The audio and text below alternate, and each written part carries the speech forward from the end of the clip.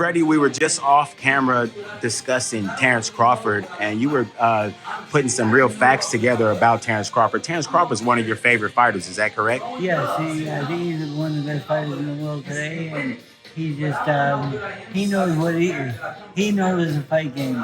I mean, he figures the fight out himself within the first or second round, and he knows where the guy's good, where he's not good, and he switches to southpaw sometimes just to mess with him a little bit. But he's a complete fighter, I feel.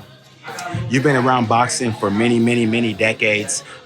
Would you consider him like a ode to the old throwback fighters of yesteryear? Yeah, maybe the old back fighters, but he's just the market today is probably not as good as back then.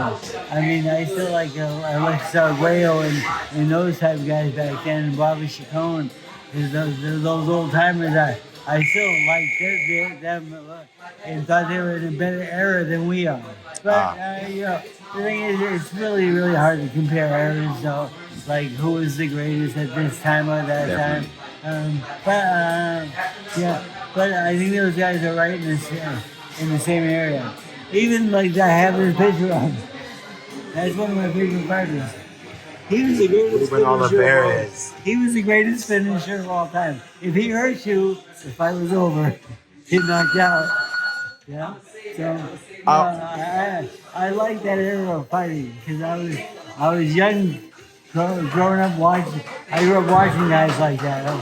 You know, back east we had a UHF station that used to carry the Friday night fights out of the Olympic Auditorium.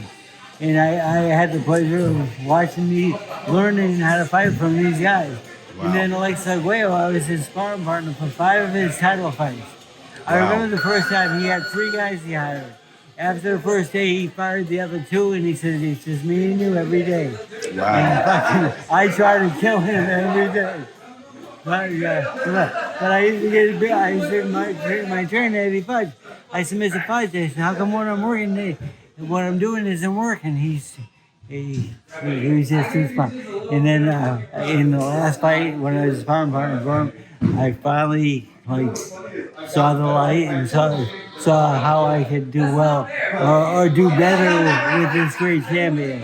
It worked out well. Let me get your opinion. We've heard a lot of words about Bivol and Canelo are going to be fighting. It looks like Canelo's moving up to 75 again and challenging Dmitry Bivol for his 175 strap. Let me get your predictions on that fight. Yeah, I like him as a fighter, but I just don't like him as a heavier weight. He being Canelo. Yes, and but Canelo is a good boxer, and he has a very good training camp, and he brings the right guy. He brings the right guys out for sparring, and that's one thing about this gym. You have upstairs and downstairs and all that, but I only allow certain people in here. And we had 4 hours of sparring yesterday here, and it was really great sparring because it was only good fighters. Not all from here, but I bring a lot of people in from outside also, and I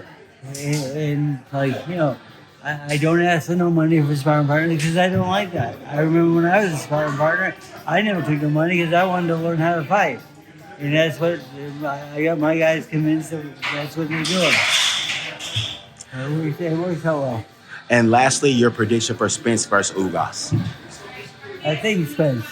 Okay. Because even after the accident and all that, and I still in that one fight he fought recently, I thought he looked pretty good. And Versus Danny Garcia. I think he can do even better. So you still say there's a mega fight in the looming in the future between Crawford and Spence. It looks like it's unavoidable. It's really hard to make with one guy being with a different guy. It is difficult to make a choice. That's one thing I don't like about boxing. I want everyone to be fighting everybody and have one world champion, not 3 or 4. Excellent. Marcus Hayes, Fight Hub TV with the great Freddie Roach. Thank you, Freddie. Appreciate your time.